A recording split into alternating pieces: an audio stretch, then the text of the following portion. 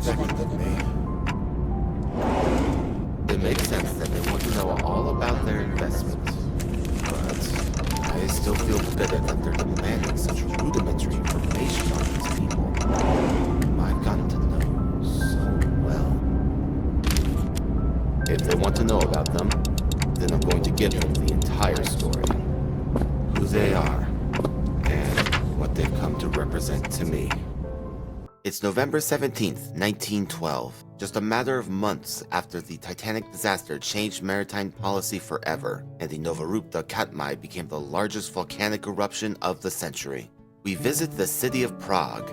The temperatures are beginning to fall like the leaves, days are shorter, and the city itself slows down for the coming winter. But the children continue to play outside nonetheless, making the most of the precious few hours of sunlight remaining to them as the winter solstice approaches.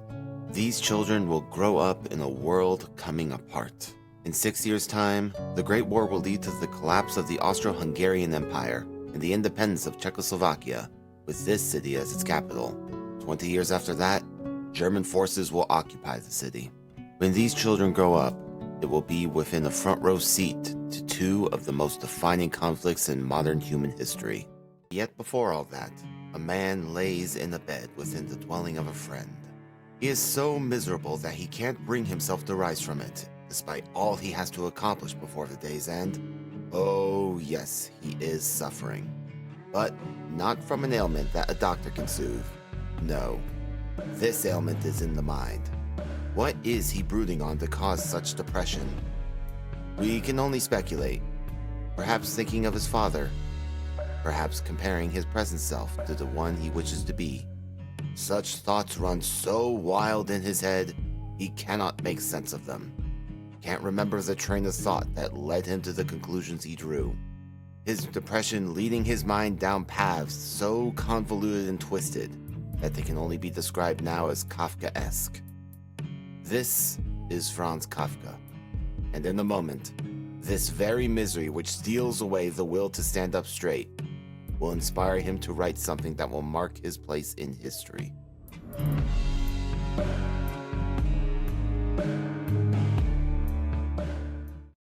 Franz Kafka was born in 1883 to Hermann and Julie Kafka. Hermann was the son of a butcher who rose to become the owner of a successful haberdashery. A shining example of rising to prominence in Prague commerce starting from humble origins. He was the epitome of a self-made man, proud, determined, domineering, and set in the way of life which he had spent decades developing to build this successful life of his as well as his reputation. Julie was his opposite in many ways. Where he was loud and proud, she was quiet and timid, working long days in the family shop and maintaining the household to the expectations of her husband. She was Franz's only source of emotional support within the family.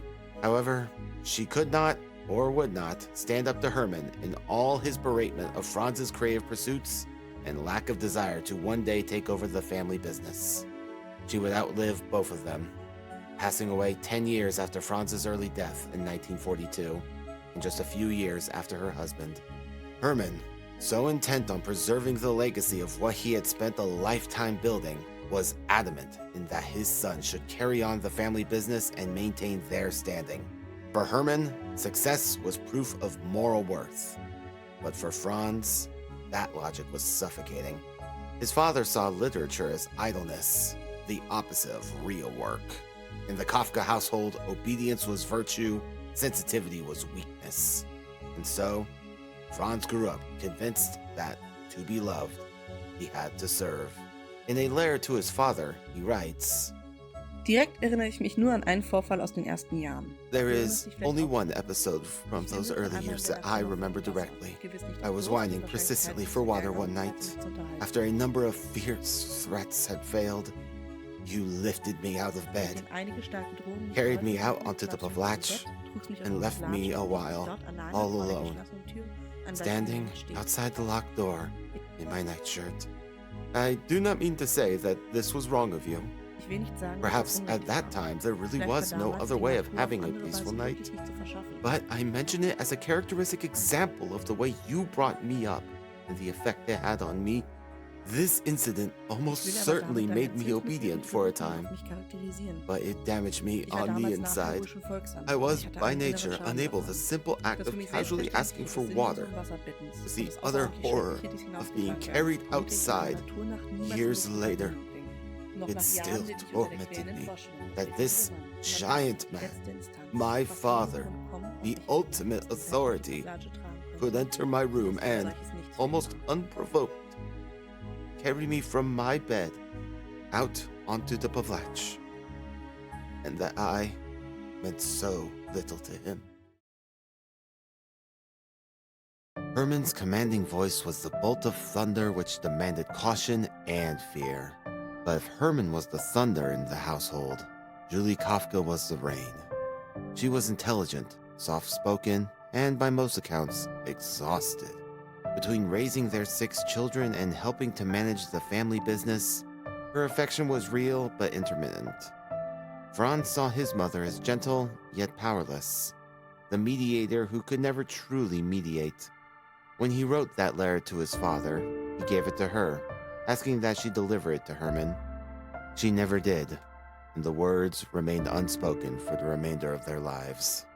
Herman and Julie formed a household of contradictions, strength and submission, love and fear, commerce and creativity. For young Franz, this was a psychological crucible. His father's booming commands filled the home, his mother's silence filled the gaps in between.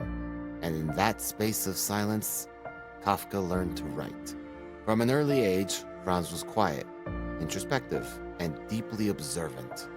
His schooling reflected that. He excelled academically, eventually studying law at Charles University in Prague. Law was not a passion, but a compromise, the kind that made his father proud and gave him access to stable work. But law was a language of order, and Kafka's mind was drawn to something else, to absurdity, to guilt, to the invisible forces that govern life. Even as a student, he began writing stories at night, often by candlelight after long days of lectures and study. Kafka's first published work appeared in 1908 in a literary journal called Hyperion. It was a short prose piece titled The Aeroplanes at Brescia, inspired by an air show he attended with his friend Max Brod, a man who would later become his closest confidant and, posthumously, his publisher. His early stories explored anxiety, bureaucracy, and isolation, themes that would define his voice even in these first works. Kafka's perfectionism was merciless. He revised endlessly, often destroying drafts that didn't meet his impossible standards. To him, unfinished writing was a kind of moral failure. This perfectionism, this constant anxiety about inadequacy, wasn't born in a vacuum. It was the echo of his father's disapproval, self-sustaining and internalized. Every story was a courtroom, every sentence a trial. Kafka was able to find steady employment at the Workers' Accident Insurance Institute in Prague, responsible for workplace safety administration. His job was to investigate industrial accidents and assess claims, often in minute bureaucratic detail. It paid well, it was stable, and it made him miserable. Kafka's days were consumed by regulation, systems, and repetition. He would come home exhausted, then write until dawn. He often complained that work consumed the best hours of his life. In one letter, he described the feeling of having his, quote, creative self slowly strangled by duty. Family, the job, the expectations, all extensions of the same invisible machinery that would later appear in his fiction. In 1912, Kafka met Felice Bauer, a Berlin woman introduced to him through Max Brod. They began an intense epistolary relationship, exchanging hundreds of letters over the course of 5 years. Kafka's letters to Felice reveal a man split in twain, the dutiful worker and the artist desperate for solitude. He loved her deeply, yet pushed her away repeatedly, fearing that domestic life would extinguish what little space he had to write. With all this, we rejoin Franz at the start of our tale, laying in bed, weighed down by the world and his life, by the fear of and lack of acceptance from his father, by the torn nature of longing for companionship but paralyzed by the anxiety of another responsibility, the demands of a job he has no love for, and the perfectionism which causes him to look down upon the only love he truly embraces, his writing. Here, in this moment of feeling worthless, small, like a vermin, inspiration strikes.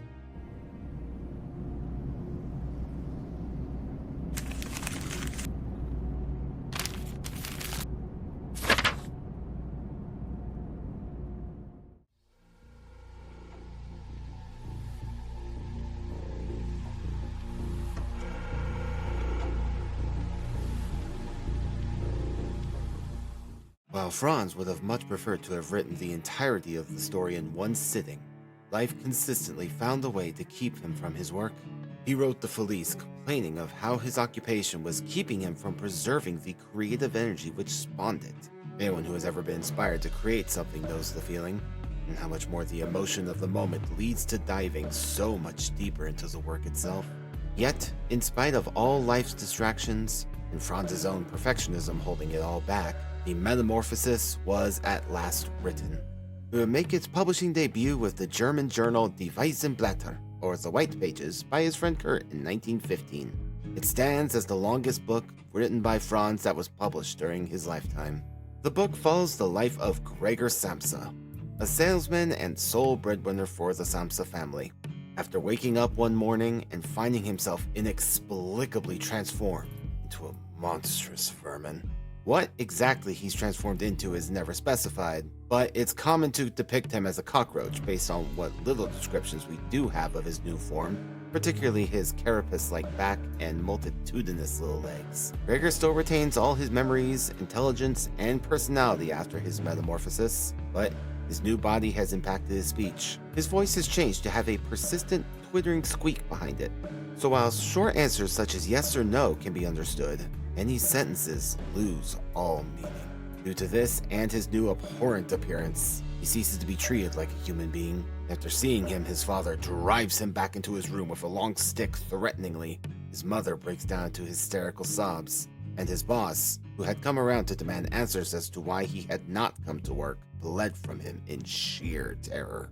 He spends the rest of his story confined to his room, avoided entirely by his father, who refers to him only with contempt, and his mother, who's dissuaded time and time again by her husband and daughter from seeing him. Only Gret, his sister, is left to take care of him, though even she can't handle the slightest glance of him. Anytime she does see him, she either flees the room or is trembling with fear. She rarely speaks to him directly, firm in the belief that he is no longer capable of understanding her, despite the evidence to the contrary. And Gregor, so intent on protecting her from the sight of him, never attempts to prove her wrong, prioritizing her peace of mind in his presence rather than the truth.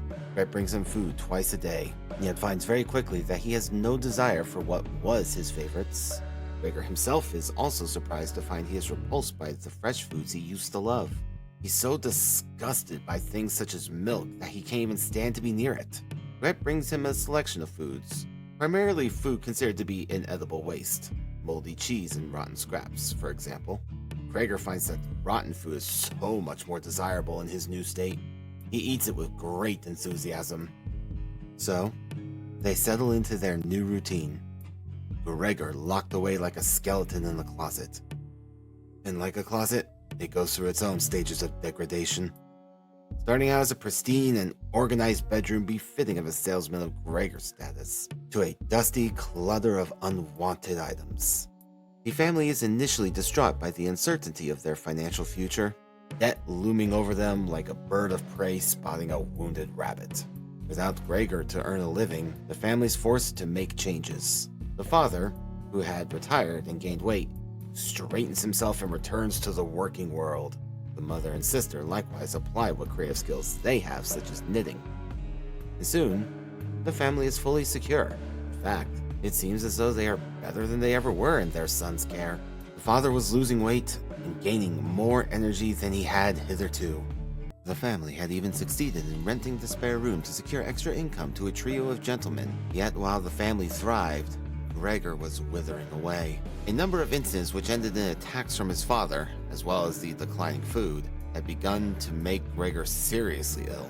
Even so, the family made no attempt to care for him except for the provision of food occasionally. Then, one night, after Gret took to playing the violin once more, Gregor had stepped out of his room to listen. He was spotted by the trio of renters, and everything that had been building within that family erupted at once. The father attempted to shoo the renters away to their room rapidly while Gret attempted to hide Gregor away, his mother having a panic attack at the sight of him. With this theatrical escapade happening before them, the trio announced that they were moving out at once and would not pay them at all for the time they spent there.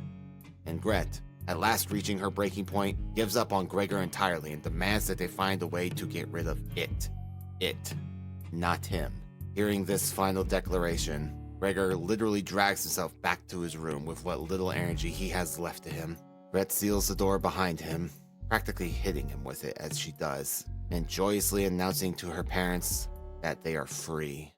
Gregor spends his final moments alone, unwanted, his dying thoughts of his family and his immense love for them and the hope for their future, while that same family, whom he'd spent his entire adult life caring for, were celebrating his passing.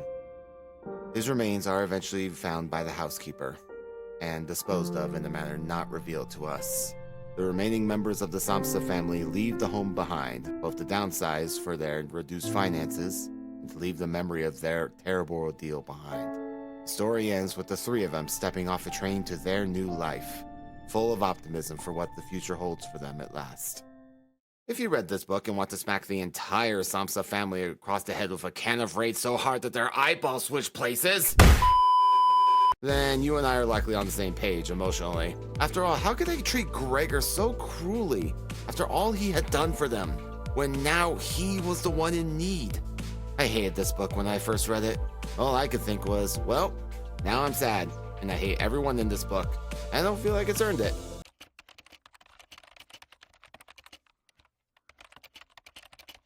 Stop writing that angry comment and let me finish, damn it. To me, after reading it the first time, not explaining how Gregor's situation came about made it hard for me to empathize with what was going on. All I could do was hate the family, especially the father, for how they treated their son for a situation completely outside his or anyone's control or understanding. Eventually, though, I read it a second time in preparation for the audiobook, which you can listen to down in the description below, by the way, hint, plug. Then, I felt like I had an idea for what Franz was attempting to achieve with his book. When I really thought about it, aren't things always happening to families that are outside of their control in such a manner? You've seen it in TV, movies, and I'm sure many of you have seen it in life. Perhaps, I thought after the second reading, this book was an allegory for this. When the breadwinner becomes the burden, a parasite on the family, even at no fault or choice of their own. The one who was admired, looked up to by all, now looked at with resentment and exasperation. Then, I began researching Franz himself for this video, and only now do I really understand his intentions and why this book has resonated with so many people over the course of a century. How many of us can say that there hasn't been a time in our life when we felt worthless in the eyes of our family, felt looked down on by our fathers, been actually looked down on by their fathers? The metamorphosis is for everyone who has felt completely trapped in their bed, unable to get up, consumed in our thoughts. Well, all that being said, if we could find a way to beat up the dad in the story real quick, that'd be great. I mean, come on, dude, what is your problem? But I think that the thing that we really do need to hold on to more than anything is actually Gregor's feelings on his family. Because in spite of how terrible that they all treat him, he still sees their better nature. Even in his final moments, after literally being shunned by his entire family and his death being actively celebrated outside, his final moments are only of love and concern for them. And I think more than anything else, that's the real truth. That even though he may be feeling this hideous vermin-like sensation in his own mind, that love is still there. And I'm sure that he knew, even though neither said it in a way that made them truly connect in their adult lives, that Herman truly did love him and want what was best for him. They just never agreed on what was best for him or how to attain that.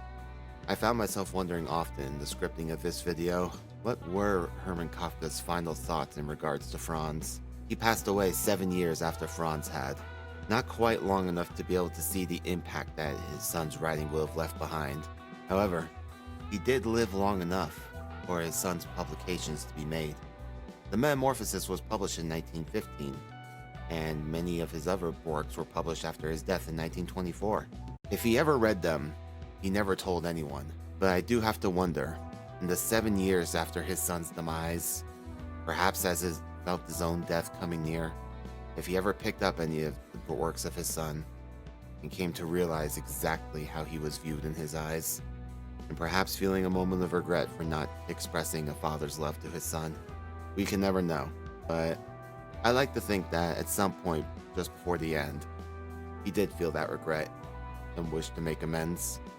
And perhaps he got his chance sometime after his passing out there. We'll never know, but it's not our business anyway.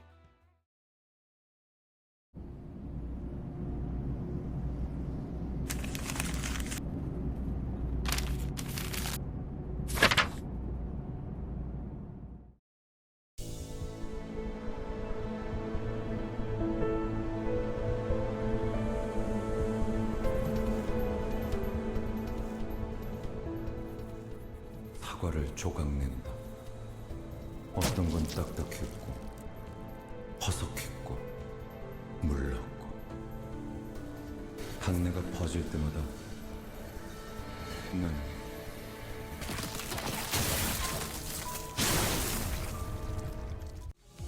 나는 그레고르라고 한다. 잘 부탁한다고, 관리자 양반. Gregor is simultaneously the final sinner to be recruited and the first to be introduced to us. Also the first to characterize himself with his usual humorous stammering while trying to apply his charisma, which, although that isn't his dump stat, he still always manages to roll low. His skills at dealing with people tends to be lacking.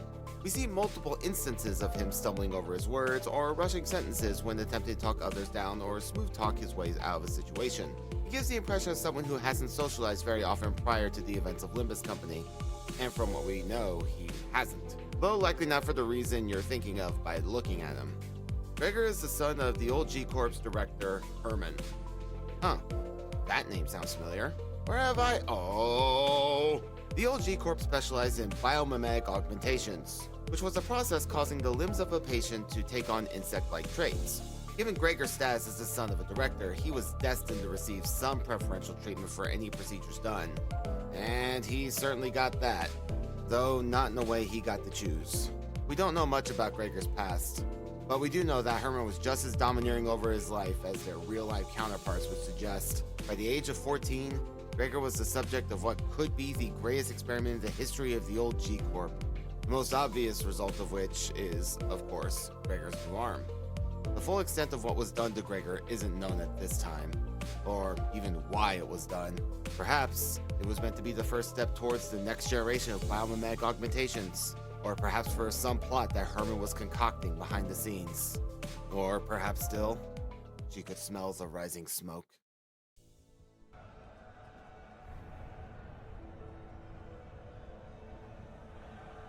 Somewhere in the world, the bathtub runs red with blood.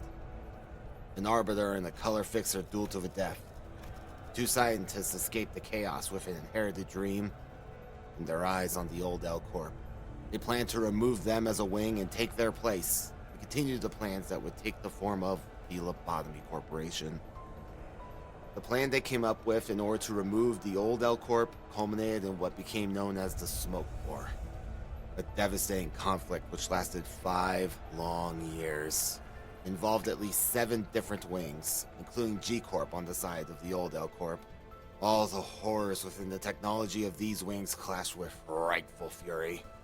R-Corp's best charging the field with reckless abandon, high-ranking finger members slashing through the ranks, top-grade fixers seeing horrors beyond our comprehension, and of course, G-Corp's insectoid soldiers. G-Corp used a variety of different augmentations, with apparently horrendous side effects, and threw them in the bow with the same reckless abandon that R-Corp's troops would recognize. Along with them were what were known as the ultimate weapons of augmentation. The Maggot Prince, the Moth Princess, the Lord of Flies, and the Roach Emperor. Gregor was meant to be this Roach Emperor, though for unknown reasons he never fully ascended into this role. The things seen in this war left even seasoned veterans in the industry scarred. I can't begin to imagine what Gregor, who was only a teenager at the time, could have possibly felt going through that hell. Despite his powers not coming to fruition, he was still useful as a source of propaganda for G-Corp. Posters bearing his image could be seen all over the district, and were so prevalent in their military that soldiers were expected to salute his very image. We know nothing about the other insect lords. All we know is that they were all slain, and G-Corp would not only lose the war, but also their status as a wing, leading to the nest collapse. As a side note, there's a single mention of Gregor having a sister, and there's only one princess among the insect lords that Gregor is counted among. We have no evidence to connect his sister to this, but I felt it was too coincidental not to mention, so do with that what you will. The fall of G-Corp as a wing left their soldiers with nowhere to go, skulking in the shadows and living like the very pests that people label them as. A hate for them that festered and became its own stigma, even after a new G-Corp was established and the wing remade. Years later, Gregor will still come across those propaganda posters featuring him on public transit. Perhaps they were left as a reminder, or just no one could be bothered to remove them. But it still leads to him being recognized, ridiculed, and cursed by any who recognize him as the symbol of the G-Corp military. Why and how he parted with his mother Herman, who defected to N-Corp after the war, is not known. But he was left in G-Corp to fend for himself, selling even the few mells he had from the smoke war just to make the rent. The years passed him by. He got used to how people looked at him, and even developed a self-deprecating sense of humor to clear the darkness that the smoke had cast over his mind. The new L-Corp rose just like the new G-Corp rose. But I probably don't need to tell you which one fell first. The bright nights and dark days swept over the city. The library star rose and shot off into the outskirts. All with Gregor in the shadows, literally and figuratively, of G-Corp. Which leads to the formation of Limbus Company, who would eventually find and recruit Gregor as the 13th and final sinner. What they offered him as his wish, we haven't been told, but I don't think it takes much imagination to guess what he would ask of them. Gregor's Kanto, the outcast, is not only the shortest in the game, but also has to share space with being the tutorial for how the game is going to work. It's a relic of the original intentions for the game, just a way for Project Moon to make some extra money which exploded beyond their expectations. If you look at how the Season 1 Kantos are versus every Kanto after that, there's a clear step up. As such, Gregor and his fellow Season 1 contemporaries get the short end of a stick in regards to the story. Can you imagine Kanto 9 with only 10 stages, one of which being a dungeon? A moment of silence for what is clearly the darkest mirror world for the players. The events follow the group as they are led into the ruins of the facility run by the former Labami Corporation for the first of the Golden Bows. Escorted by two, accompanied by Yuri, who is the sole survivor of this particular branch after Labami Corp fell.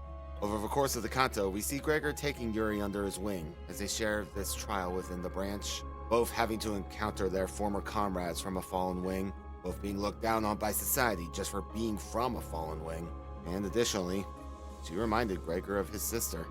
While we haven't known him long at this point, he's already given the impression of the shell that he's built around him to separate himself from his fellow man, as he's finally starting to open up a bit for Yuri. Or perhaps the fathoms of ego are forcing it open by thrusting him into the trauma of the smoke war once again.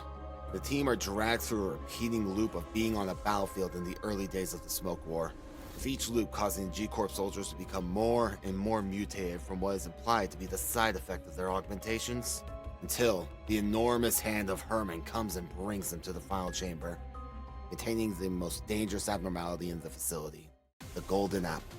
Given Dante's ability to revive the sinners, they always do the fighting while Yuri is there in an advisory capacity. As she was a former member of this particular branch, she happens to know more about these abnormalities than anyone else on the outside. Gregor in particular wants to keep her safe due to the connection they built over the time they spent. There was even hope for her to become a part of Limbus Company after this mission, which made it all the more tragic that, the moment she approached the apple after it appeared disabled, it reached out and devoured her whole before anyone could react.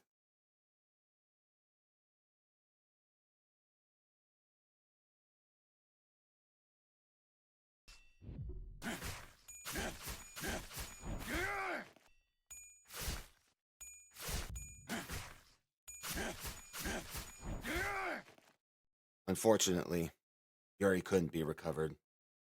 However, the apple, in what was likely a last-ditch effort at survival, used her head to parrot some of what she had said in the facility. Gregor, gutted by her words, as well as forcibly reliving the trauma of all the times his arm moved out of his control in order to attack others, and all the times he was forced to split apples in the experiments, is left frozen, allowing the overarching antagonists to make their appearance at last. Herman returns with her own group, now a member of N-Corp as mentioned earlier, to retrieve the golden bow from within the apple, but not without chastising Gregor for his current state, and for not using the quote-unquote gifts she had given him, referring to the experiments performed on him decades prior. What she means is not fully understood at this time, but after making sure that her intentions for the golden bows to be in her possession are made perfectly clear, she and her fellows expel the group from the facility, tail firmly between their legs. Bloody, defeated, dejected, and coping with the loss of Yuri, they have no choice but to move on. Gregor, as an homage to Yuri, hangs her gas mask over the rearview mirror of the bus, before slinking away to a seat. No one even has the will to clean themselves up after that ordeal. Canto 1 uses Gregor to tell the story of a man who fought for a home he is no longer welcome in. As odd as it may sound to say, it reminds me of Rambo, a fellow trained soldier sent to fight for his country in a war that he didn't ask for. Just to return from that lost war to a home that condemns him. Rambo says it best: I want what they want, for our country to love us as much as we love it. You can see those words in Gregor during the flashbacks to his time as Never Citizen in G-Corp, dejected and now numb to the remarks of those around him about being a monster. His time on this bus might be the first time he's able to feel like a person, with people he's close to. A family of 12, Don puts it. If it seems that Gregor's story is short, that's because it is. However, Project Moon is clearly aware of that, and is in the process of setting him up for greater things. Not just him, of course, but the three singers who all had short stories in their cantos. Years later, they would even allude to this during the LCB checkup intervallo. Hohenheim takes a moment to arrange the singers in single file, in order from highest combat power to the lowest, with Don being firmly in the front and Yi Sang all the way in the back. Gregor, however, is kept outside the order. Not because he's forgotten, but because his true potential is unknown even to them. He could very well be the strongest or even the weakest. There's a small but clear message from Project Moon. Gregor's story isn't over. And then, suddenly, one day,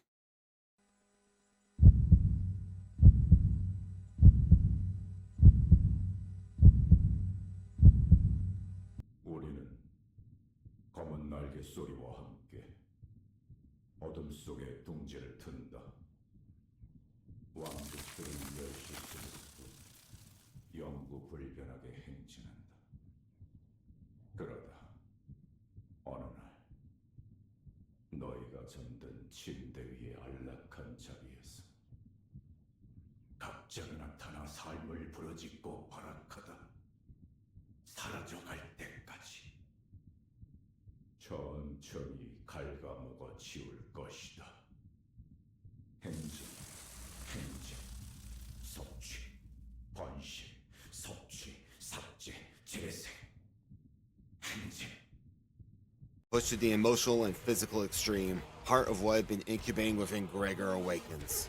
The Roach Emperor. The fourth of the old G-Corp superweapons and the most powerful.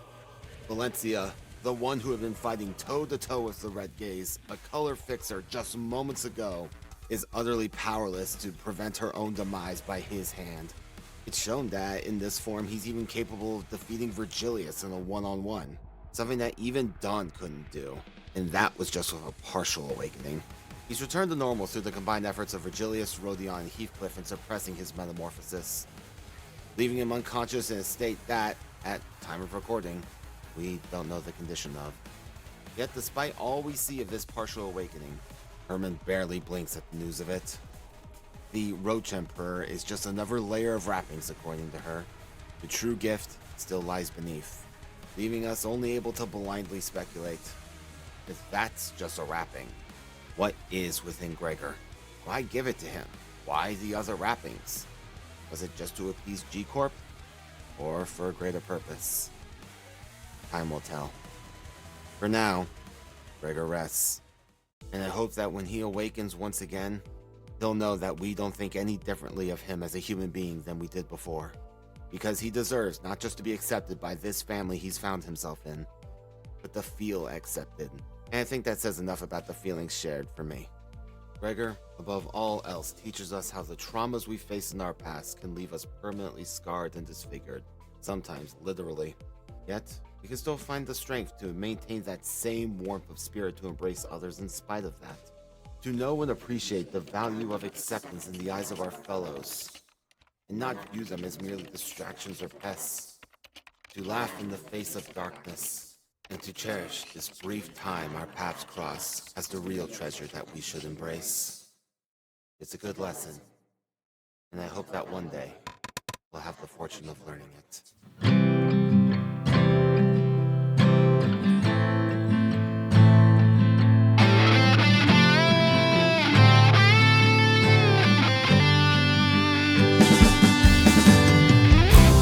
Chasing after days that long have gone, empty memories remain, like the flames burning all that I've become, to what remains is ash and grey. Without resting, running on, the past finds me time and time again. Is it likely I'll miss them too? In a long, long time from now, looking back at them in my thoughts, surely by then a smile is due.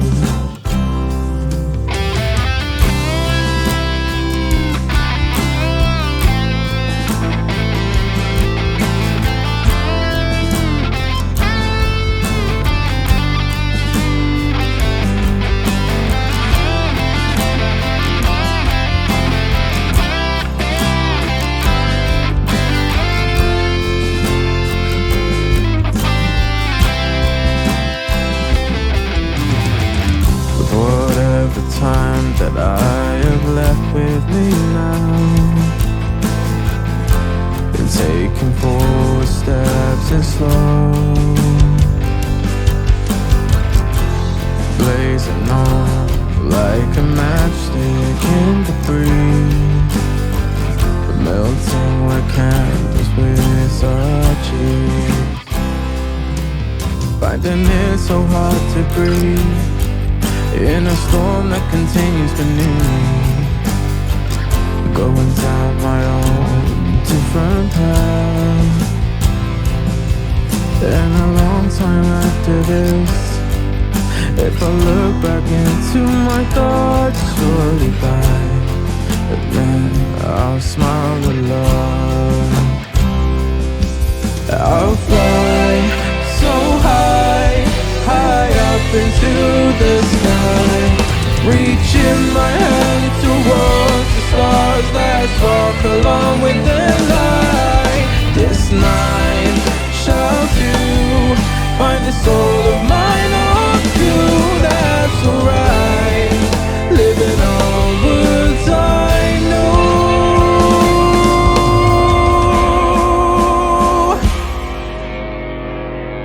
I'll be fine.